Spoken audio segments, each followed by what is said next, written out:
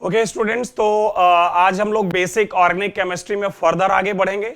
अभी तक हमने डीबी के एप्लीकेशन पर बातचीत कर ली है कि डबल बॉन्ड इक्विवेलेंट की हेल्प से हम मॉलिक्यूलर फार्मूला अगर नोन है then how we will draw different structural isomers of a particular organic compound.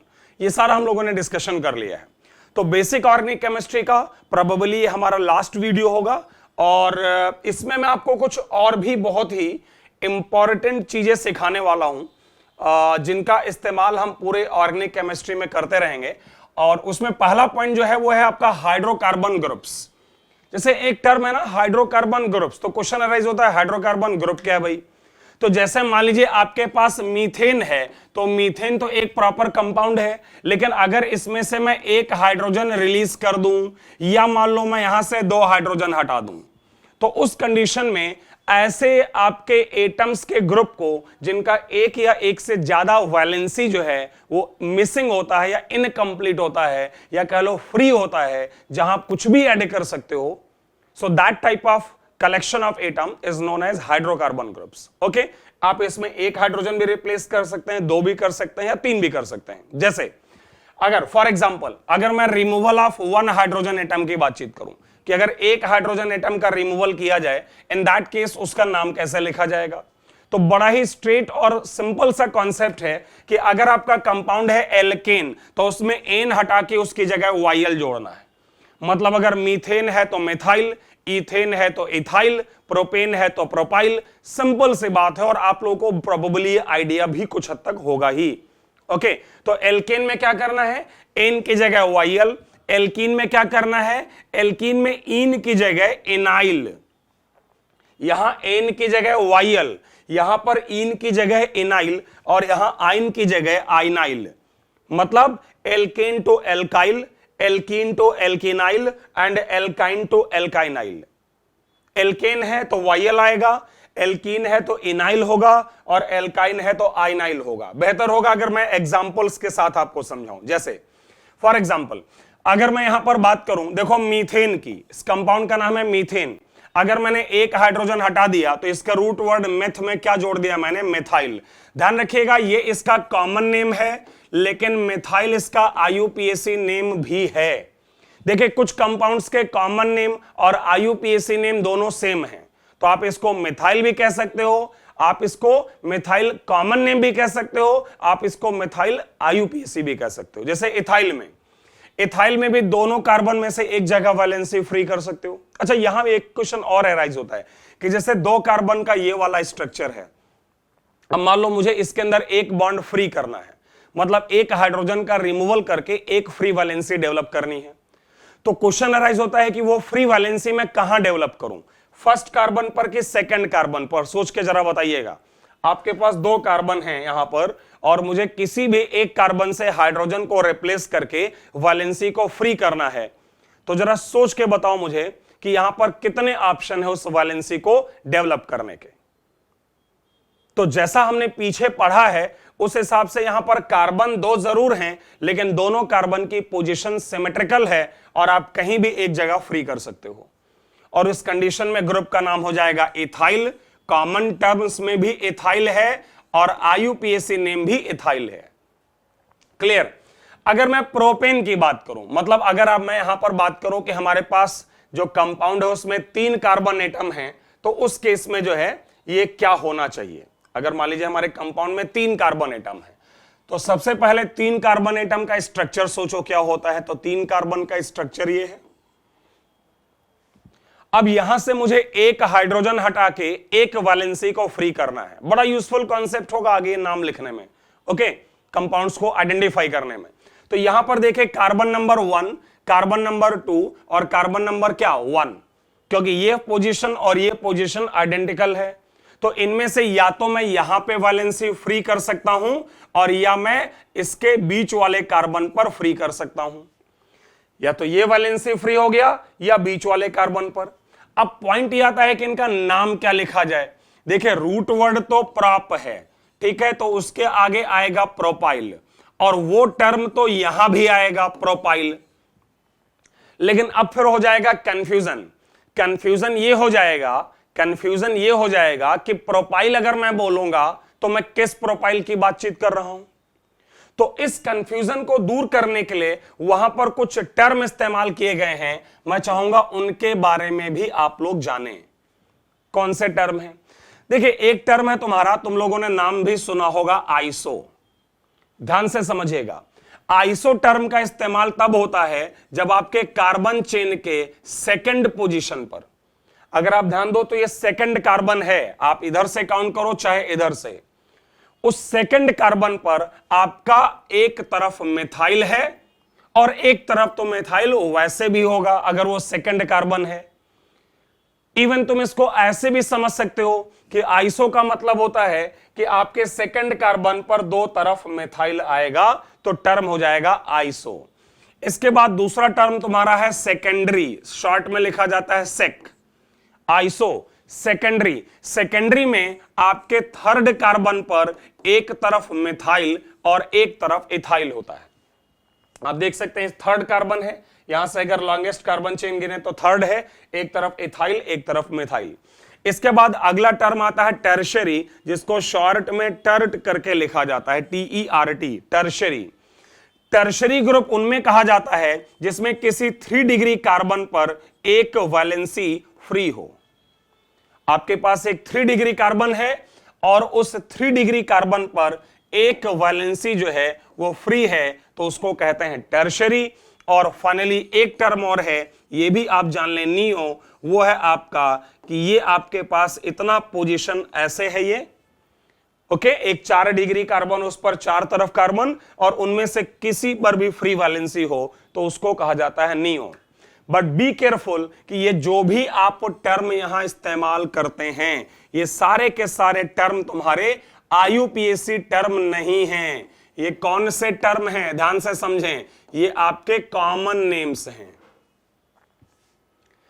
तो समझेगा ध्यान से, अगर मैं कॉमन नेम की बात करूं तो पहले वाले का नाम है, फर्स्ट वाले का नाम है नॉर्मल प्रोपाइल और इसका नाम है आइसो प्रोपाइल। ध्यान से सुने, फर्स्ट वाले का नाम है नॉर्मल प्रोपाइल और सेकंड वाले का नाम है iso propyl.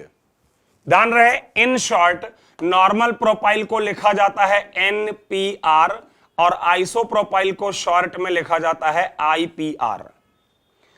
IPR means iso propyl and normal propyl NPR। Question arise होता है इनके IUPAC टर्म क्या होंगे। देखिए, नॉर्मल प्रोपाइल का तो IUPAC टर्म प्रोपाइल ही है, लेकिन जरा आइसो प्रोपाइल में समझिएगा, ध्यान देना। अगर मैं IUPAC टर्म की बात करूं इनके, तो रूल आपका ये है, ध्यान से समझिएगा इस लाइन को। अगर मैं आइसो, नियो, सेकेंडरी और टर्शरी का इस्तेमाल नहीं करना चाहता हूं, तो कॉन्सेप्ट ये है कि जहां पर फ्री वैलेंसी है उसको हमेशा पोजीशन 1 कहिएगा। हमेशा जब आप ग्रुप्स का नाम लिखें, देखिए कंफ्यूज मत होना, यहां पर आप किसी कंपाउंड का पूरे नाम नहीं लिख रहे हैं, आप किसी हाइड्रोकार्बन ग्रुप का नाम लिख रहे हैं। तो इसका रूल यह है कि जिस कार्बन पर फ्री वैलेंसी हो, मैं एम्फसाइज करूंगा इस पॉइंट को, जिस कार्बन पर फ्री वैलेंसी हो वो पोजीशन 1 है। तो ये पोजीशन अगर 1 है तो 1 2 3, यहां पर भी 1 ये है, तो क्वेश्चन अराइज होता है 2 और 3 कहां है, तो इसमें 2 और 3 नहीं है, मतलब 3 नहीं है, 2 है। ये 1 है, लेफ्ट में जाओ चाहे नीचे आओ, पोजीशन 2 है। तो इस वाले कंपाउंड में तुम्हें 2 ही कार्बन मिल पा रहे हैं स्ट्रेट चेन में, तो इसका जो IUPAC नेम हो जाएगा वो हो जाएगा इथाइल, क्योंकि स्ट्रेट चेन में तो आपको 2 ही कार्बन मिले, लेकिन उसके फर्स्ट पोजीशन पर साइड में एक कार्बन है, तो उसका नाम एक्चुअल हो जाएगा 1 मिथाइल इथाइल। और चूंकि IUPAC में पोजीशन 1 को हम छोड़ सकते हैं, तो इसका नाम हो जाएगा मिथाइल इथाइल। तो जरा समझने की कोशिश करिए, जब तुम्हारे पास 3 कार्बन का वहां स्ट्रेट चेन आया, तो मैंने कहा फर्स्ट पोजीशन या सेकंड पर फ्री वैलेंसी है, फर्स्ट पर है तो या तो नॉर्मल प्रोपाइल या सिंपल प्रोपाइल, और सेकंड पर अगर फ्री है तो या तो आइसो, और 3 कार्बन है। देखिए, जब आइसो नियो का इस्तेमाल होता है तो टोटल कार्बन देखते हैं कितने हैं, ओके। तो आइसो और 3 कार्बन है तो आइसो प्रोपाइल, शॉर्ट में IPR, और IUPAC नेम लिखते समय जहां पर फ्री वैलेंसी है, जिस कार्बन पर फ्री वैलेंसी है वो कार्बन पोजीशन 1 है, तो आप इधर जाओ या इधर जाओ, पोजीशन 2 हो गया। तो इसका नाम हो गया 1 मिथाइल, वो साइड में प्रीफिक्स की तरह लग गया 1 मिथाइल और इथाइल। और चूंकि हम पोजीशन 1 को ड्रॉप कर सकते हैं इसलिए 1 मिथाइल इथाइल को तो मिथाइल इथाइल लिखोगे। सो ध्यान रहे, अगर आईयूपीएसी नेम पूछा जाता है तो करेक्ट ये है, लेकिन अगर ऑप्शन में ये वाला ना दिया हो तो आप इसको भी ले सकते हो, मतलब गलत नहीं कहेंगे, बट करेक्ट आईयूपीएसी ये है। बट ऑप्शन में अगर ये ना हो, सिर्फ ये हो, तो इसको भी सेलेक्ट कर सकते हैं। और अगर कॉमन नेम पूछा जाए तो कॉमन नेम तो ऑब्वियसली यही लिखोगे, आइसोप्रोपाइल। आप वीडियो को पॉज करके नोट कर लीजिएगा। मैं थोड़ा आगे बढ़ूंगा और मैं चलूंगा 4 कार्बन के एल्केन पर। अभी मैं एल्केन की बात कर रहा हूं। देखिए 4 कार्बन के एल्केन ही अगर आप लोगों को याद हो तो 2 हैं। एक तो 4 का स्ट्रेट चेन बना सकते हो और दूसरा 4 के अंदर तुम ब्रांचिंग भी कर सकते हो। अब क्वेश्चन अराइज होता है कि इनके हाइड्रोकार्बन ग्रुप्स कितने बनेंगे।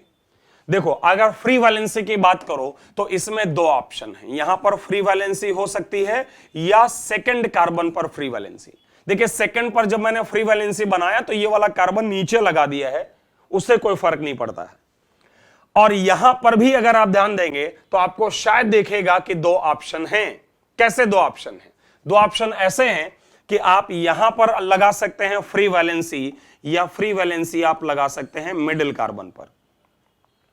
अब ध्यान से इनका कॉमन नेम और आईयूपीएसी में 1 by 1 लिख रहा हूं।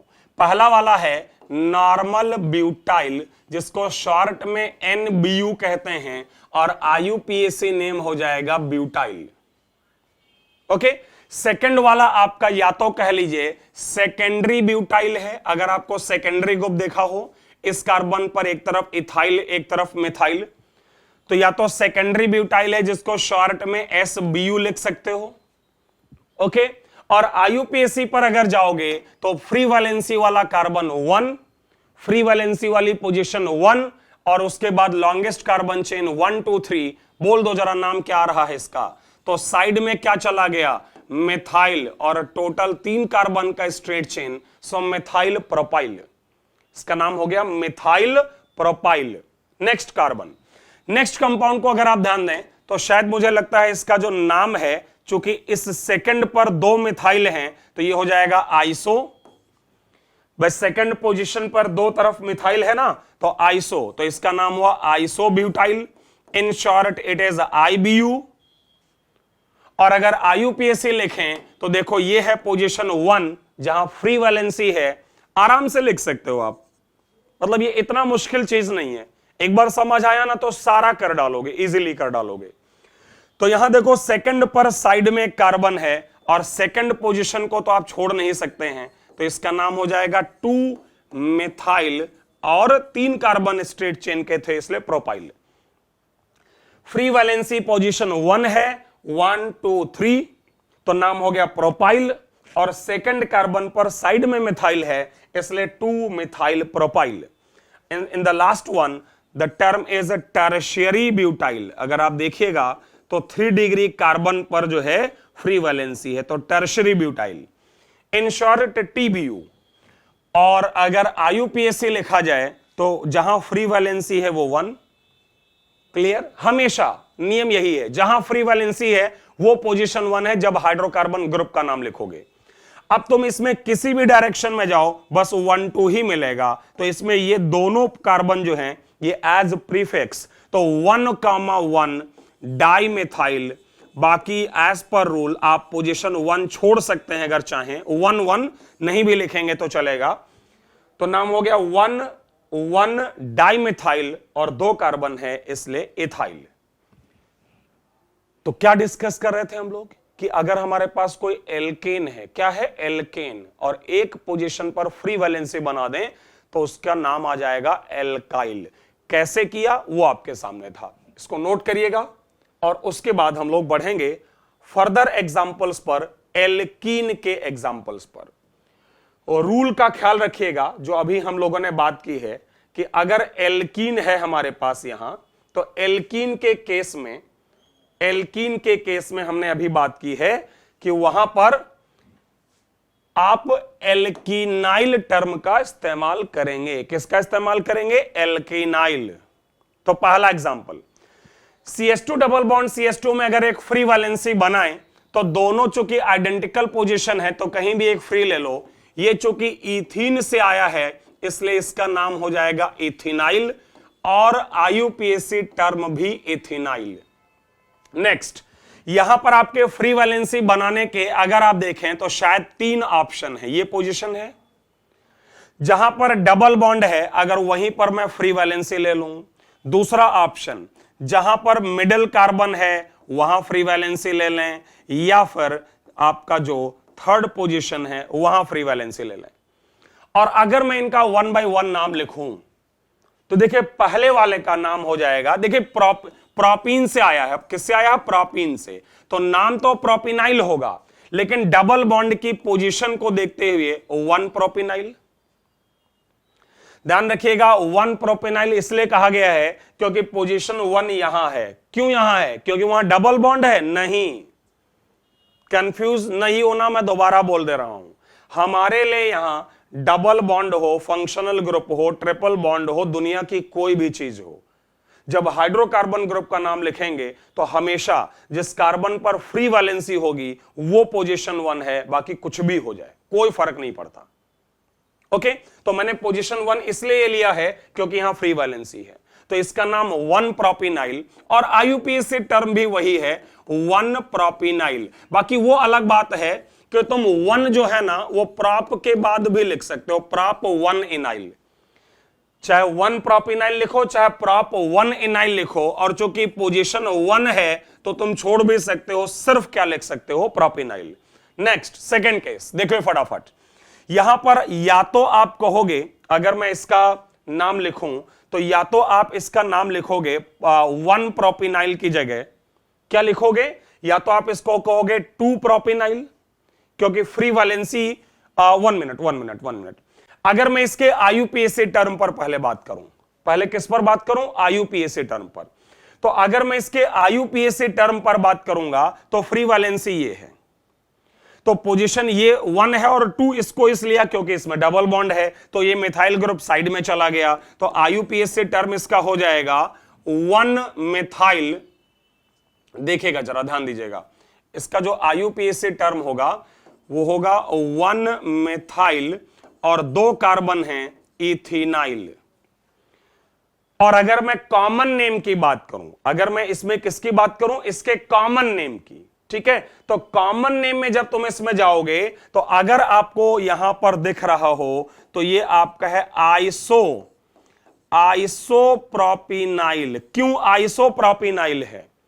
आइसोप्रोपिनाइल इसलिए बोला जाएगा, आइसोप्रोपिनाइल इसलिए बोला जाएगा कि सेकंड कार्बन पर 2 तरफ एक एक कार्बन है। क्लियर? और थर्ड वाले में चलें, अगर कॉमन नेम इसका लिखें तो कॉमन नेम फ्री वैलेंसी को ध्यान में रखते हुए कॉमन नेम इसका हो जाएगा 3 प्रोपिनाइल, क्योंकि इनाइल की पोजीशन 3 है। और इसका सॉरी इसका नॉट कॉमन, इसका कॉमन नेम नहीं, इसका IUPAC नेम। IUPAC नेम क्या हो जाएगा? 3 प्रोपिनाइल। क्यों? क्योंकि इसका जो इन ग्रुप है वो थर्ड पोजीशन पर है, और इसका जो कॉमन नेम है वो बड़ा ही अलग है, एलाइल या एक्राइल। ध्यान रखिएगा ये बहुत इंपॉर्टेंट ग्रुप होगा हमारे लिए, वेरी वेरी इंपॉर्टेंट। एक्राइल या vinyl, acryl aldehyde, acrylonitrile, acrylic acid, allyl alcohol. तो ध्यान से, ओके, होप कि आपको ये समझ आया होगा। तो 4 कार्बन के लिए हम ऐसे कर सकते हैं, सॉरी 3 कार्बन के लिए। क्लियर? मैं दोबारा कह देता हूं, जब फ्री वैलेंसी यहां है तो 1 प्रोपिनाइल और IUPAC भी वही, जब बीच में है तो या तो आइसोप्रोपेनाइल और IUPAC के हिसाब से फ्री वैलेंसी वाली पोजीशन 1 है, फ्री वैलेंसी वाली पोजीशन 1 है तो उसको ध्यान में रखते हुए 1 2, तो 1 पर साइड में मिथाइल और इथिनाइल। और लास्ट केस में IUPAC के लिए फ्री वैलेंसी से काउंट करें तो 1 2 3, पाई बॉन्ड की पोजीशन 2 है, इसलिए सॉरी पाई बॉन्ड की पोजीशन क्या है? 2, तो पाई बॉन्ड की पोजीशन चूंकि यहां पर 2 है तो नाम क्या होगा इसका? 2 प्रोपिनाइल, क्योंकि पाई बॉन्ड सेकंड पोजीशन पर है, पाई की पोजीशन बतानी पड़ेगी ना। और कॉमन नेम एलाइल या एक्राइल है। 4 कार्बन में चलें, यहां भी वैसे ही आ सकते हैं, ठीक है, लेकिन मैं अब उतना डिटेल नहीं जा रहा हूं। इसका एक बड़ा इंपॉर्टेंट ग्रुप है, बस उसकी बात करना चाहूंगा। तुम लोग एक काम करो, सबसे पहले तो इस ग्रुप का नाम लिखो क्रोटोनिल। ये अपने आप में बहुत इंपॉर्टेंट है। तुम फ्री वैलेंसी कहीं भी बना सकते हो, तुम फ्री वैलेंसी यहां भी कहीं भी बना सकते हो, लेकिन हमारे मतलब का यहां सिर्फ एक ही है, वो ये है। तो क्रोटोनिल तो इसका कॉमन नेम है। आईयूपीएसी नेम क्या होगा जरा आप लोग लिखिए, 10 सेकंड है आपके पास, नोट करिए। क्रोटोनिल जो है वो इसका कॉमन नेम है। आप 10 सेकंड लीजिए और बताइए इसका आईयूपीएसी नेम जो है वहां पर क्या आना चाहिए। IUPAC name for this crotonyl. 10 second आपका होने वाला है। ओके, तो हमारा जो रूल है कि फ्री वैलेंसी वाली पोजीशन 1 है, तो पाई बॉन्ड की पोजीशन 2 और 3 के बीच हम लोएस्ट वाला नंबर लेते हैं, तो कहेंगे पाई बॉन्ड 2 जगह है, मतलब पोजीशन 2 पे है, तो इसका नाम हो जाएगा 2 और ब्यूटीनाइल, क्योंकि ब्यूटीन से आया है, सो 2 ब्यूटेनाइल। ये आपके एग्जाम्पल हो गए एल्कीन के। एक दो एग्जाम्पल देखिए, बहुत ज्यादा जरूरत नहीं होगी कि बहुत डिटेल चलें, हाँ, लेकिन फिर भी ठीक ठाक डिटेल हमें चाहिए होगा। जैसे एल्काइन, यहां पर तो आपका ये फ्री वैलेंसी हो गया, तो इसका नाम तो एल्काइन से आता है, तो एल्काइनाइल। 2 कार्बन हैं इसलिए इथाइनाइल, कॉमन नेम भी है, और इथाइनाइल जो है वो आईयूपीएसी नेम भी है। कॉमन नेम भी इथाइनाइल, आईयूपीएसी नेम भी इथाइनाइल। इसकी अगर बात करें, और ये वाला अगर मान लीजिए हम ग्रुप लेते हैं, यहां फ्री वैलेंसी, तो इसका आईयूपीएसी नेम अगर लिखो तो फ्री वैलेंसी से काउंट करो, तो इसका नाम हो जाएगा क्या, 2 क्या, प्रोपाइनाइल। प्रोपाइनाइल क्योंकि प्रोपाइन से आया, और 2 इसलिए क्योंकि फ्री वैलेंसी अगर पोजीशन 1 है तो ट्रिपल बॉन्ड 2 पर है। और इसका जो कॉमन नेम है वो है प्रोपार्जिल। बड़ा ही इंपॉर्टेंट ग्रुप ये भी होता है, प्रोपार्जिल। ओके, तो ये खत्म हुआ हमारा। If we remove 1 hydrogen atom from alkane, alkene and alkyne. Next चलिए देखिए, यहां पर आपके सामने हेडिंग आपको दिख ही रहा होगा, रिमूवल ऑफ 2 हाइड्रोजन एटम्स। अगर हम किसी ऑर्गेनिक कंपाउंड या हाइड्रोकार्बन के 2 हाइड्रोजन एटम का रिमूवल करें तो कैसे किया जाएगा, बहुत केयरफुली करना होगा, नहीं तो आपको ये लिखना नहीं आ पाएगा। और अगर ये लिखना नहीं आता है तो बहुत ज्यादा जगहों पर प्रॉब्लम होगी। ध्यान रखिएगा कि तुम्हारे आईयूपीएसी नेम से ज्यादा आपके कॉमन नेम या ट्रिवियल नेम पूछे जाते हैं। ये ट्रिवियल नेम या कॉमन नेम की हम बात कर रहे हैं। तो जब रिमूवल करते हैं 2 हाइड्रोजन का, तो वहां 3 पॉसिबिलिटी है। रिमूवल आप 1-1 पोजीशन से करते हैं, जैसे मान लो 3 कार्बन का एक ग्रुप है, तो रिमूवल तुमने एक ही जगह से किया, तो उसको कहा जाता है 1-1 या जेम पोजीशन। अगर रिमूवल तुमने पास की पोजीशन से किया तो इसको कहते हैं विस पोजीशन, जो आया है विसिनल, विसिनल मतलब एडजेसेंट, तो इसको कहते हैं विस पोजीशन या 1-2 पोजीशन। और अगर उससे भी दूर चले गए, मतलब 1-1 1-2 के बाद जो बचा, 1-1 मतलब जेम, 1-2 मतलब विस, 1-3 1-4 1-5 1-6, इन सबको कलेक्टिवली कहते हैं अल्फा ओमेगा पोजीशन। तो जब तुम 2 फ्री वैलेंसी बनाते हो तो यहां 3 ऑप्शन हैं। जेम पोजीशन मतलब 1-1, मतलब एक ही जगह से 2 ग्रुप हटाए। देखिए 1-1 का मतलब यह नहीं है कि हमेशा पोजीशन 1 से हमने हटाया। 1-1 का मतलब यह नहीं है कि हमेशा तुमने पोजीशन 1 से 2 हाइड्रोजन हटाए, कहीं से भी हटाए लेकिन एक ही जगह से हटाए, तो वो 1-1 पोजीशन या जेम पोजीशन। 2 पास की पोजीशन है तो 1-2 या विस पोजीशन, और उससे दूर है तो अल्फा ओमेगा। नाम लिखने का तरीका ये आपके सामने देखे टेबुलर फॉर्म में है। अगर मैं एल्केन की बात करूं तो देखिए, जब जेम पोजीशन की बात आती है तो टर्म यहां जो जुड़ता है वो है आइडीन। भाई एल्काइन में तो जेम पोजीशन हो नहीं सकती ना। अगर किसी एल्काइन में तुम सोचो कि मैं 2 फ्री वैलेंसी लगा दूंगा, तो यार ये ब्लंडर तो हम कर नहीं सकते। कार्बन के 5 बॉन्ड तो होते नहीं है, 5 बॉन्ड्स तो हो नहीं सकते कार्बन के। तो जेम पोजीशन में बड़ा स्ट्रेट कॉन्सेप्ट है कि एल्केन को पीछे कहा था एल्काइल, अब कहेंगे एल्काइलिडीन। एल्कीन को पीछे कहा था एल्कीनाइल, अब कहेंगे एल्कीनाइलिडीन। मतलब जो पीछे कहा था वो तो कहेंगे ही, और उसी में एक एक्स्ट्रा टर्म जोड़ेंगे आइडीन। एल्काइल एल्काइलिडीन, एल्कीनाइल एल्कीनाइलिडीन। अगर आता है विस पोजीशन तो उसके लिए आप देखो तो लास्ट में आपका जो एक्स्ट्रा टर्म है सब जगह तीनों के लिए वो क्या है, इन। जैसे पीछे कहा था एल्काइल, अब कहेंगे एल्काइलिन। पीछे कहा था एल्कीनाइल, अब कहेंगे एल्कीनाइलिन। पीछे कहा था एल्काइनाइल, तो अब कहेंगे एल्काइनाइलिन। मतलब जो पिछला टर्म था उसमें इन जोड़ना है अगर विस है, और आइडीन जोड़ना है अगर जेम है, और अल्फा ओमेगा के लिए सिर्फ एल्केन में ही पढ़ना है, और वो है आपका टर्म पॉलीमिथाइलिन। कैसे यूज करेंगे वो अभी समझा रहा हूं। तो सबसे पहले तो आप इसको नोट कर लीजिए, ओके। और इसके बाद मैं ये भी कहूंगा कि एक दो एग्जाम्पल मैं पहले अच्छा दे रहा हूं आपको, जरा देखिएगा। जैसे CH4 है, 2 फ्री वैलेंसी यहां तुमने लगा दी, तो एक कार्बन के लिए हम लोग पीछे क्या यूज करते थे, मेथाइल, तो अब क्या लिखेंगे, मेथाइलिडीन।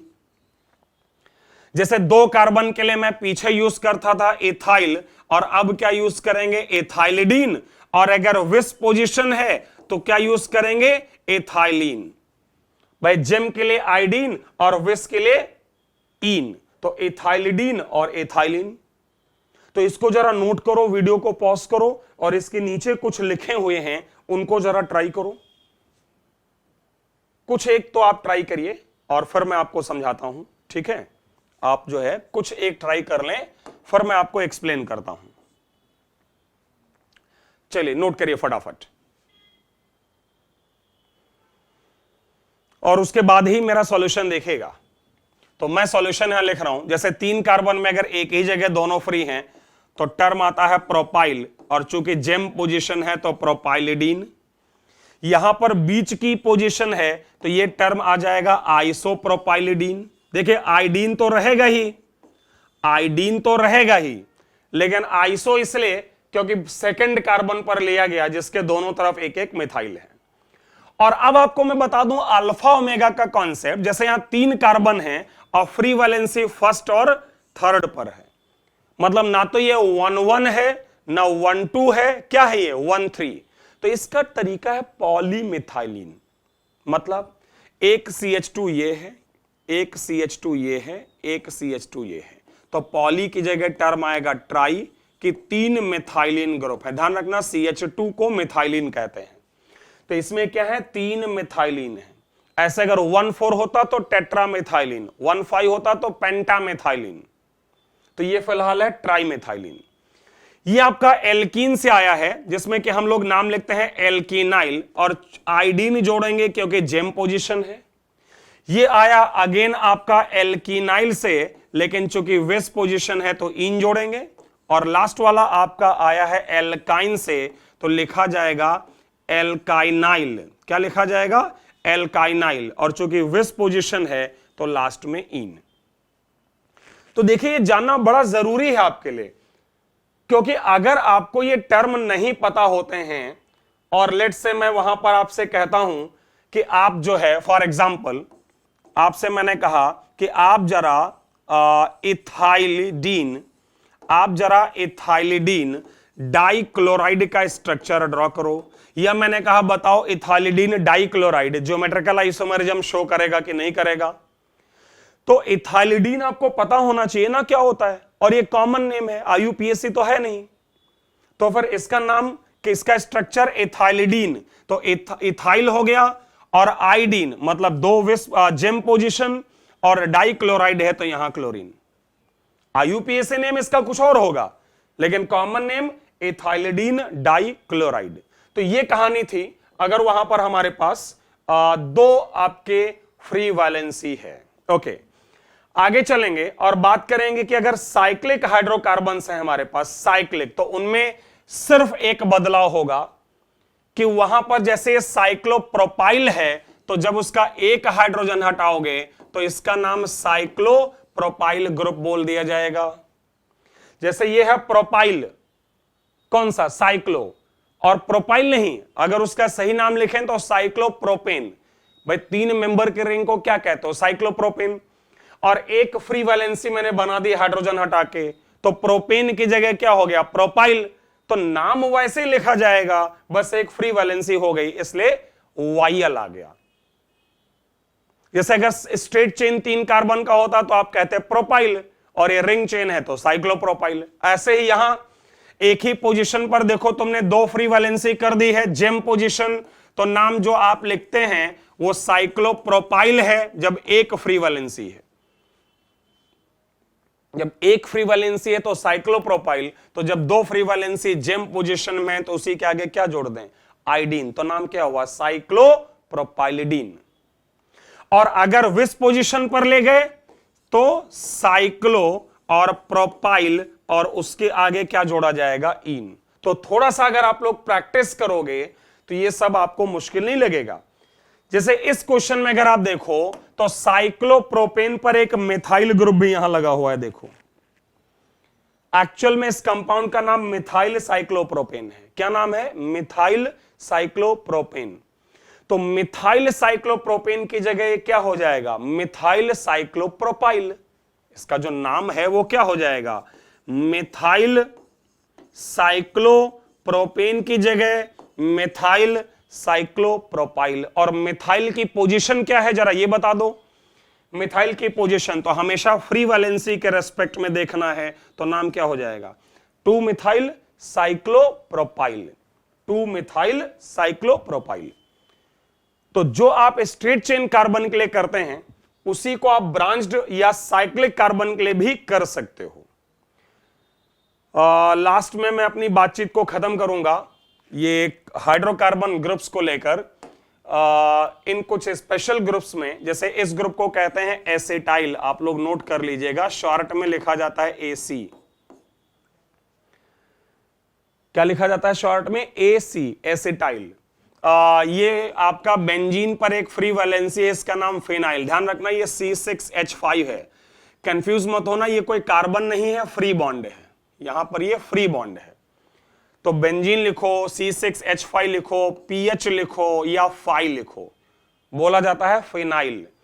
यहां पर कार्बन बाहर लगा है, उसके बाद फ्री वैलेंसी है, इसको कहते हैं बेंजाइल।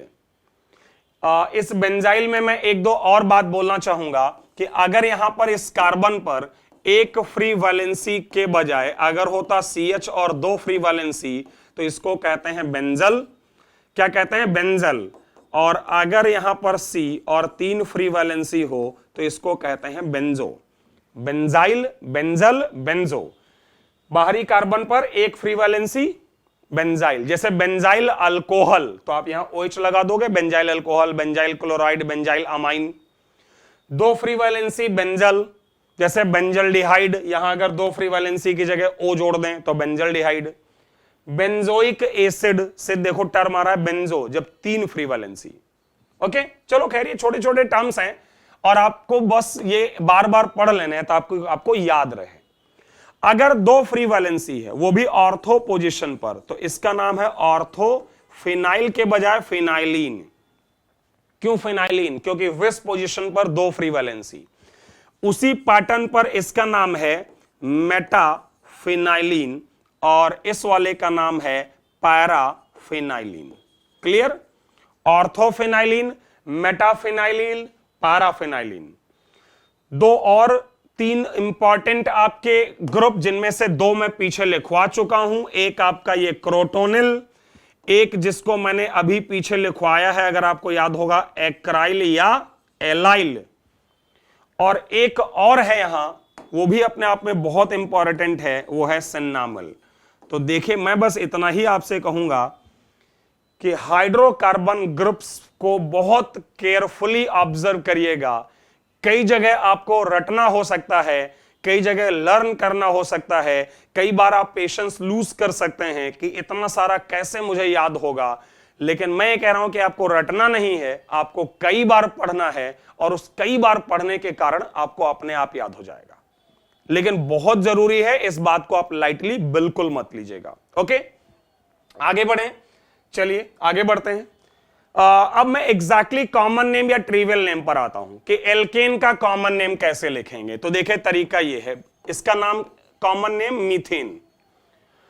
कोई थ्योरी नहीं है, कोई प्रॉपर कॉन्सेप्ट नहीं है, मैं यहां पर एग्जांपल्स के तौर पर कुछ नाम लिखूंगा, आपको अपने आप समझ आ जाएगा। तो पहला वाला मीथेन, बोलो मेरे साथ साथ, दूसरे वाले का नाम ईथेन होगा ना।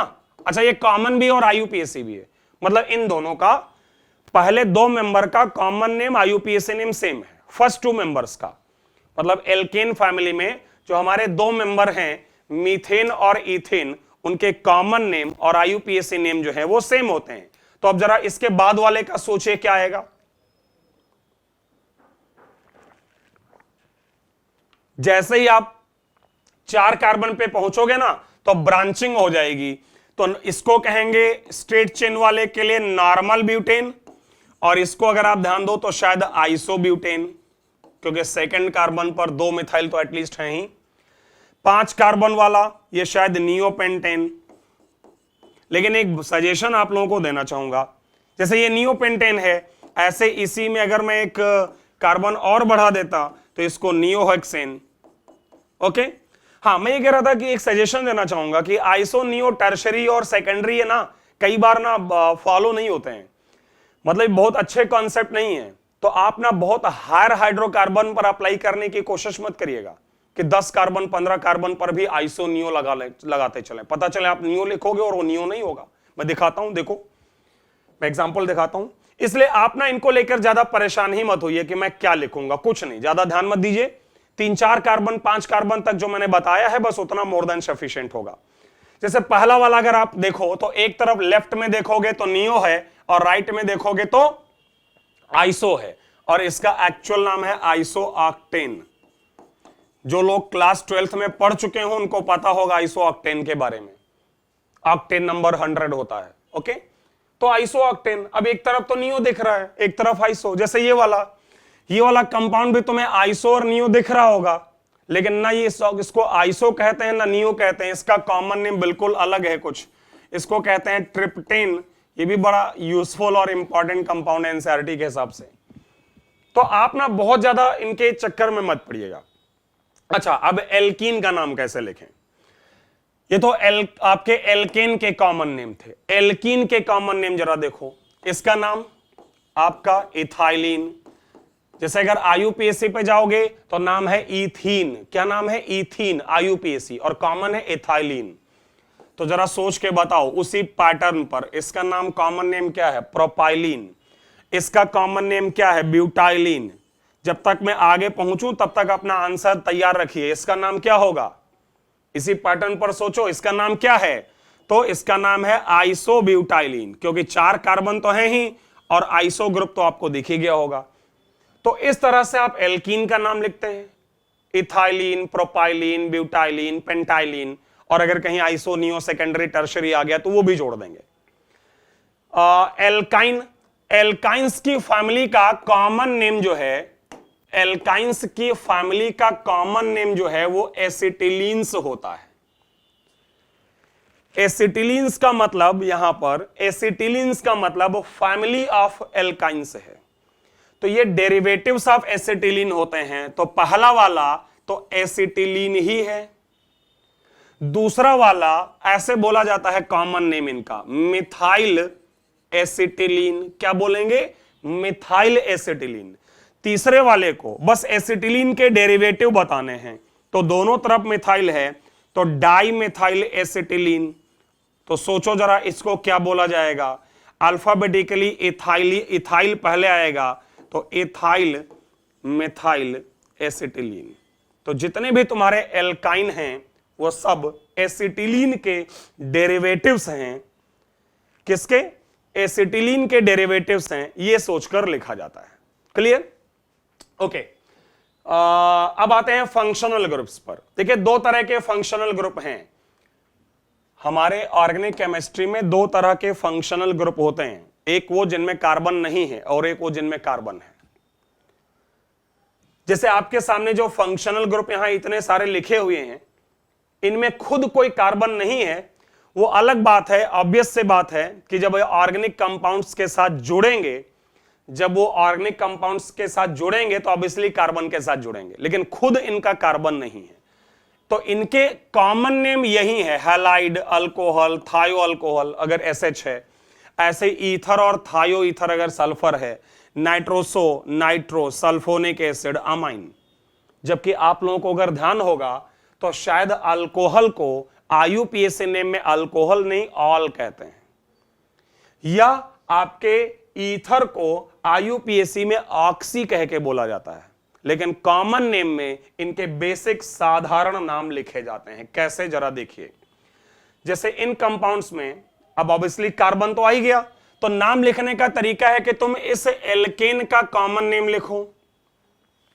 जरा सोचो इस एल्केन का कॉमन नेम क्या है, नॉर्मल प्रोपेन, और वहां से एक फ्री वैलेंसी जहां क्लोरीन जुड़ा है, तो नॉर्मल प्रोपेन की जगह क्या नाम लिखा जाएगा, नॉर्मल प्रोपाइल, और उस नॉर्मल प्रोपाइल में क्या जुड़ा है, क्लोराइड। प्रोपाइल क्यों लिया मैंने नॉर्मल प्रोपेन क्यों नहीं लिया, क्योंकि नॉर्मल प्रोपेन के एक H को हटाया गया, फ्री वैलेंसी की गई और वहां क्लोरीन जोड़ा गया, इसलिए प्रोपाइल YL आया। शॉर्ट में तुम नॉर्मल प्रोपाइल को NPR भी लिखते हो, तो इस कंपाउंड को NPRCl भी कहा जा सकता है।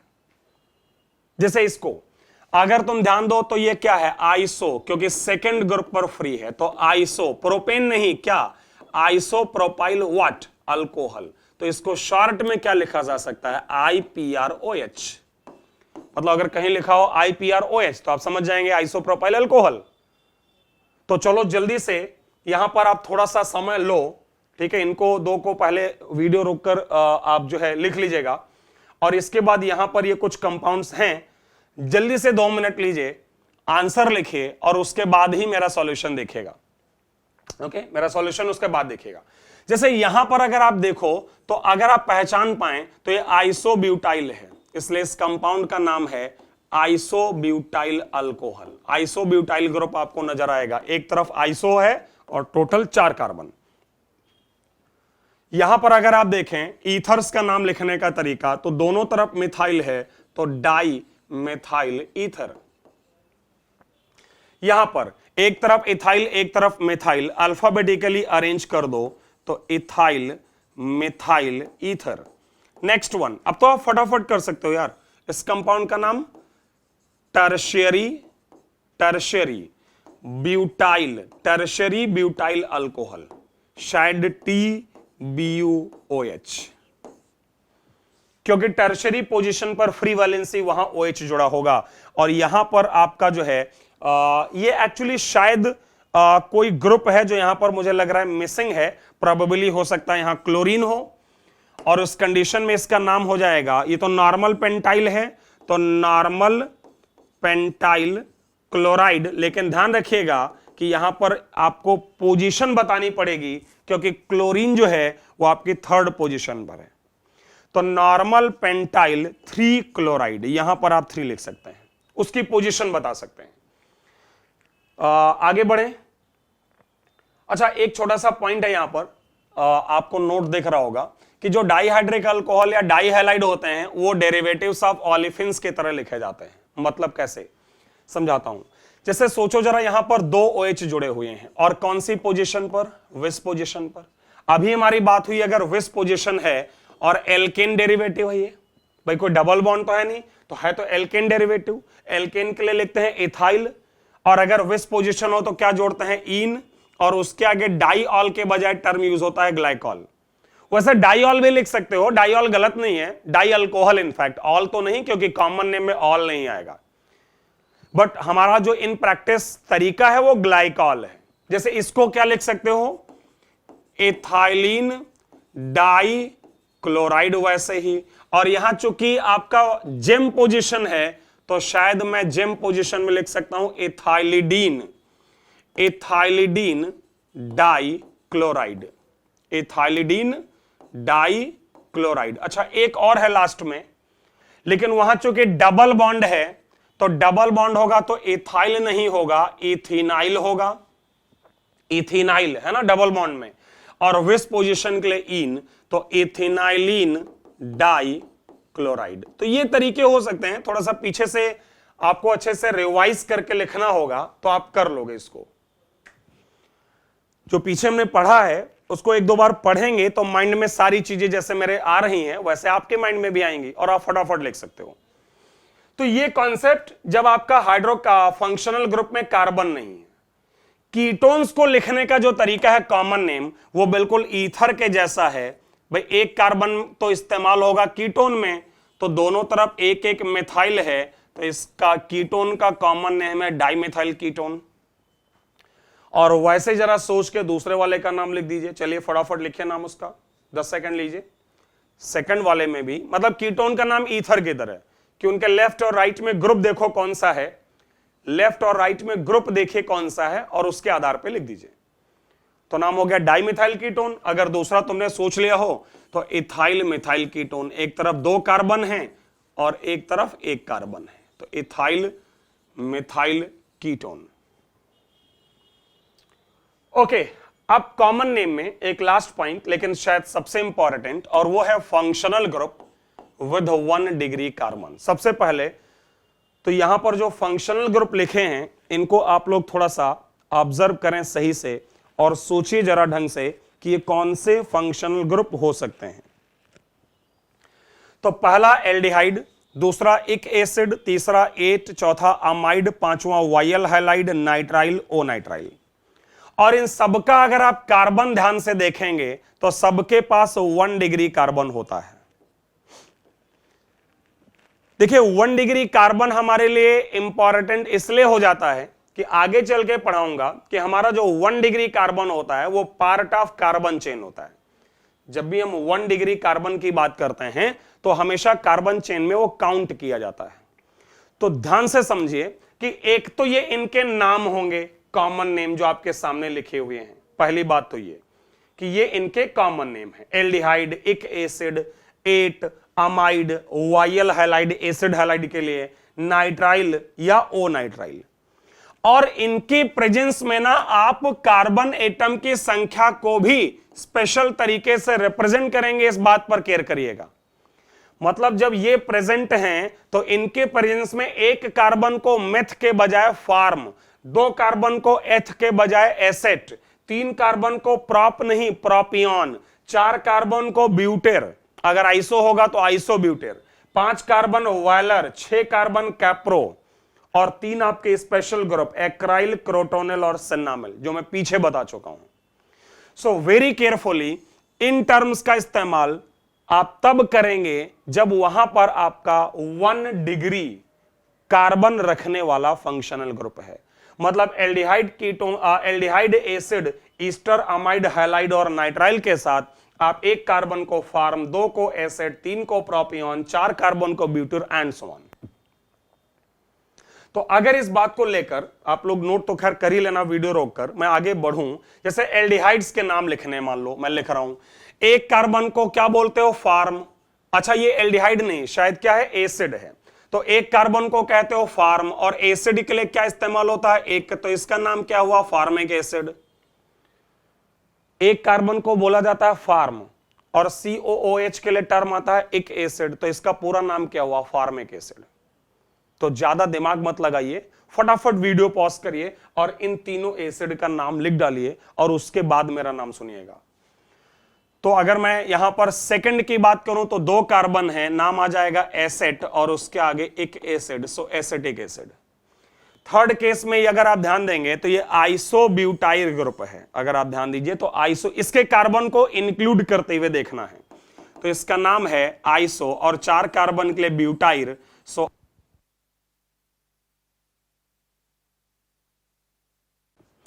तो इसका नाम हो गया ब्यूटारिक एसिड, नहीं सॉरी आइसोब्यूटारिक एसिड। तो जैसा कि मैंने कहा कि आइसोब्यूटाइल ग्रुप आया और एक एसिड, सो आइसोब्यूटारिक।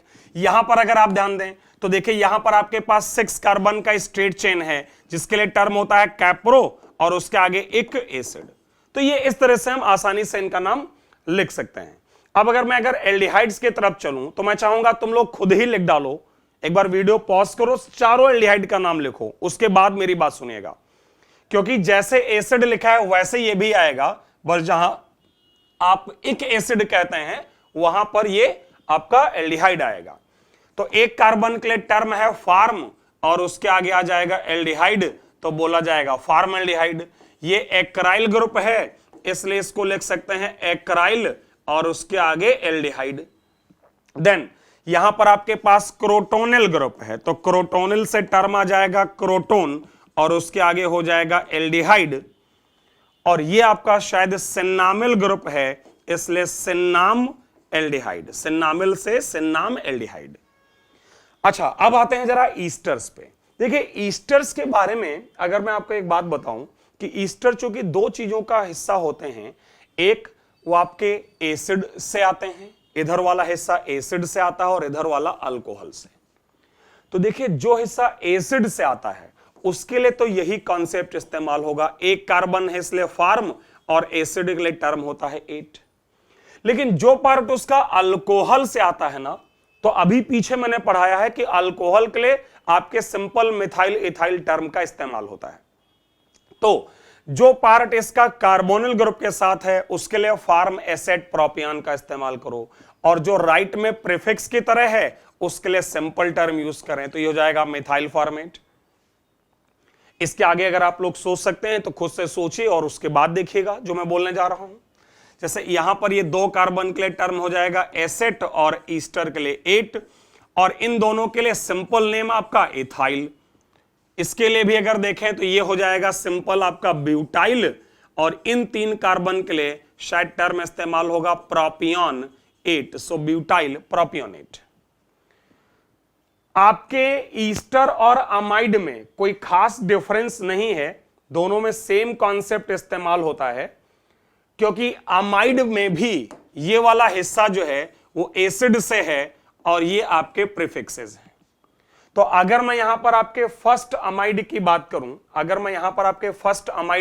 करूं, तो जो हिस्सा आपका एसिड से है, देखो उसमें दो कार्बन हैं, तो एक कार्बन है, यहां पर एक कार्बन है, ठीक है, लेफ्ट में, तो उसके लिए टर्म हो जाएगा फार्म, और अमाइड के लिए अमाइड ही लिखा जाता है, तो फार्मेमाइड। और इधर के जो दो मिथाइल हैं इसके लिए सिंपल टर्म यूज होंगे, तो डाइमिथाइल फॉर्मेमाइड, शॉर्ट में DMF। और अगर आप लोगों को ध्यान होगा तो एक बड़ा ही इंपॉर्टेंट सॉल्वेंट होता है जो आपने पढ़ा होगा। तो सेम कॉन्सेप्ट पर जरा इन दोनों का नाम लिखिए, सोचिए जरा, ट्राई करिए कि इनका नाम क्या होगा। इस वाले केस में क्या नाम हो जाएगा, दो कार्बन है इसलिए एसेट, और टर्म आएगा अमाइड, सो एसिटामाइड। और राइट में है दो मिथाइल इसलिए di methyl acetamide, in short DMA। ये भी एक इंपॉर्टेंट सॉल्वेंट होता है। लास्ट केस में चूंकि राइट में कोई कार्बन है ही नहीं, तो इसलिए सिर्फ एसेट इन दो कार्बन के लिए और उसके बाद अमाइड। अच्छा, मैं एक और यहां पर देखिए फंक्शनल ग्रुप है एसिड हैलाइड, जिसके बारे में अभी पीछे मैंने आपसे बात की है कि एसिड हैलाइड के लिए जो टर्म इस्तेमाल होता है वो होता है वायल हैलाइड। हैलाइड की जगह अगर क्लोरीन है तो क्लोराइड, ब्रोमीन है तो ब्रोमाइड। और एक कार्बन का है इसलिए फार्म, तो इसका नाम क्या हो जाएगा, फार्मिल क्लोराइड। इसका नाम क्या हो जाएगा, दो कार्बन है तो दो कार्बन के लिए टर्म क्या है, एसिटिल, तो एसिटाइल क्लोराइड। दो कार्बन के लिए एसिट और फिर वायल, तो एसिटाइल क्लोराइड। बात चल ही रही है तो एक और मैं अपनी तरफ से यहां फंक्शनल ग्रुप लिखना चाहूंगा, और ये भी आप कॉमन नेम इसका लिख सकते हो, एसिड एनहाइड्राइड का।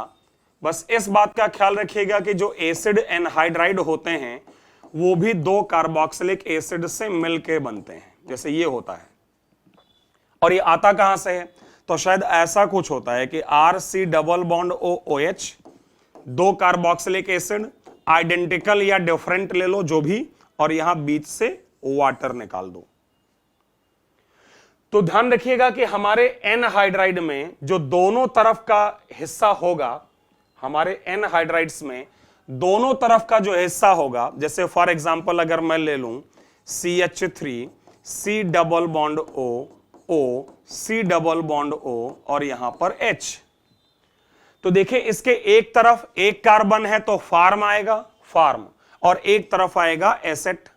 अल्फाबेटिकली अरेंज कर दो और नाम लिखो इसका एसिटिक फार्मिक, क्योंकि दो एसिड इस्तेमाल हुए हैं, लेकिन एसिड लिखने के बजाय क्या लिखो, एनहाइड्राइड। फार्मिक एसिड है, एसिटिक एसिड है, तो फार्मिक एसिटिक एनहाइड्राइड कोई भी लिख सकते हो आप इसी कॉन्सेप्ट पर। जैसे एक तरफ 2 कार्बन है मान लो, और दूसरी तरफ भी 2 कार्बन है, तो इसके लिए डाई एसिटिक लिखने की जरूरत नहीं होगी। जैसे आप में से कुछ लोगों को लगेगा कि इसमें दोनों तरफ एसिटिक है, तो डाई एसिटिक एनहाइड्राइड लिखें। मैं कह रहा हूं कि अगर दोनों आइडेंटिकल हैं तो सिर्फ एक बार लिख सकते हो, 2 बार की कोई जरूरत नहीं है। कारण भाई अगर वहां पर वो एनहाइड्राइड है तो एक बात बाय डिफॉल्ट अंडरस्टूड है कि 2 मोल तो रहेगा ही एसिड, और अगर दोनों मोल सेम है तो डाई की जरूरत नहीं है। वो अंडरस्टूड है कि अगर सिर्फ एसिटिक लिखा है दैट मींस कि दोनों तरफ एसिटिक होगा। अगर डिफरेंट है तो फिर दोनों का नाम लिखना जरूरी है। एक दो छोटी छोटी और बातें साइनाइड और आइसोसाइनाइड के लिए। साइनाइड के बारे में मैं एक छोटा सा पॉइंट पहले ये दिखा दूं। अभी हम लोगों ने पीछे जब लिखा है कि नाम कैसे लिखा जाएगा, तो ध्यान रखिएगा CN के लिए आता है ओ नाइट्राइल टर्म, और यहां पर आता है ओ नाइट्राइल नहीं, ओ आइसोनाइट्राइल। ओके, मतलब CN साइनाइड के लिए ओ नाइट्राइल और आइसोसाइनाइड के लिए ओ आइसोनाइट्राइल। इस बात का ख्याल रखिएगा, ओ नाइट्राइल ओ आइसोनाइट्राइल। तो इसको अगर मैं इस आधार पर एक्सप्लेन करूं तो CH3CN के हम 2 तरह से नाम लिख सकते हैं। मेरी बात गौर करिएगा।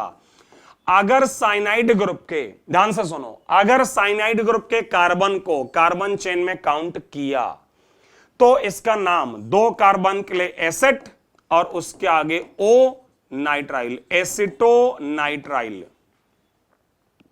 आप कह सकते हो यार इसका तो एक और कॉमन नेम है और वो है आपका साइनाइड। तो साइनाइड कब लिखते हैं? तो साइनाइड अगर आप लिखोगे तो आप इसके कार्बन को काउंट नहीं करोगे कार्बन चेन में, क्योंकि जो साइनाइड है वो CN को बेसिकली रिप्रेजेंट करता है और जो नाइट्राइल है वो नाइट्रोजन को रिप्रेजेंट करता है। तो जब ओ नाइट्राइल कहोगे तो इसका कार्बन चेन का पार्ट है, तो इसलिए एसेट। और जब यहां पर इसके कार्बन को काउंट नहीं किया तो एक कार्बन के लिए जो टर्म अब इस्तेमाल होगा वो फार्म के बजाय मिथाइल होगा। तो इसका नाम आएगा मिथाइल साइनाइड। मिस्टेक नहीं करिएगा इन बातों पर। कार्बन को इंक्लूड करोगे तो टोटल कार्बन को, हमारा जो न्यू कॉन्सेप्ट है उसके हिसाब से 2 कार्बन के लिए एसेट ओ नाइट्राइल, और CN को इंक्लूड नहीं किया तो साइनाइड लिखोगे, लेकिन तब कार्बन एटम की संख्या मिथाइल इथाइल से लिखी जाएगी। सेम कॉन्सेप्ट लगा सकते हो अगर तुम बात कर रहे हो आइसोसाइनाइड की। आइसोसाइनाइड में भी अगर तुमने लिखा CH3NC और इसके कार्बन को काउंट किया तो नाम आएगा एसेट ओ के बाद क्या, आइसोनाइट्राइल। अभी पीछे मैंने छोटा सा एक करेक्शन किया, वहां आपने देखा है आइसोनाइट्राइल होता है वहां, तो एसिटो आइसोनाइट्राइल।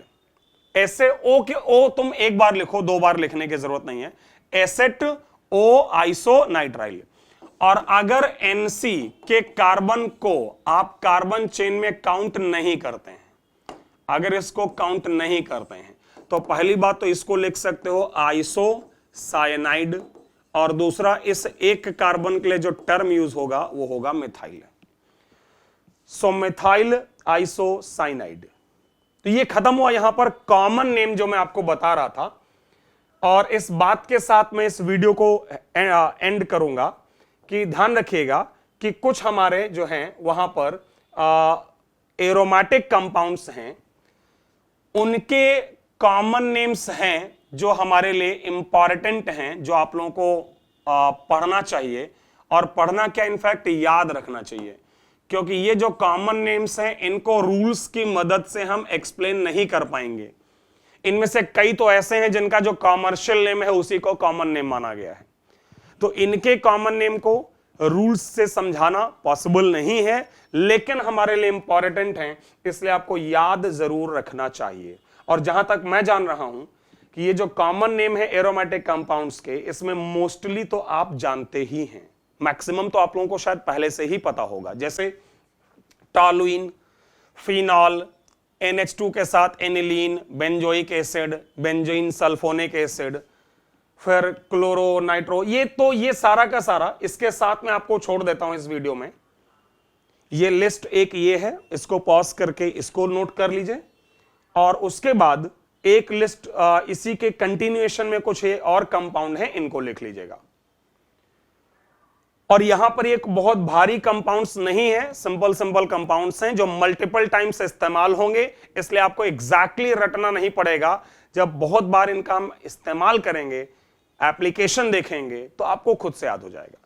लेकिन इनके कोई कॉमन नेम मतलब रटने के या याद करने के या कॉन्सेप्चुअल मेथड से नहीं कर सकते कि आप पूछें मुझसे कि एनिलीन को साहब एनिलीन ही क्यों कहते हैं, टॉलुइन को टॉलुइन ही क्यों कहते हैं।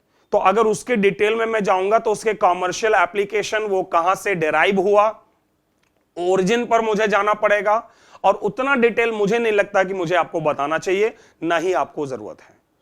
तो ये कुछ एक इंपॉर्टेंट कंपाउंड्स हैं, इनके common name like cumene, phthalic acid, xylenes हैं, आपके स्टाइरीन है, तो कुछ इंपॉर्टेंट कंपाउंड्स ही हैं, तो इनको आप लिख लीजिएगा। और यहां पर ये बेसिक ऑर्गेनिक केमिस्ट्री का डिस्कशन मैं एंड करना चाहूंगा। इसके बाद जो मैं न्यू सेक्शन या न्यू चैप्टर या न्यू टॉपिक जो भी आप कहें उसकी तरफ चलूंगा, जो कि होगा IUPAC name of organic compound. Till then, thank you.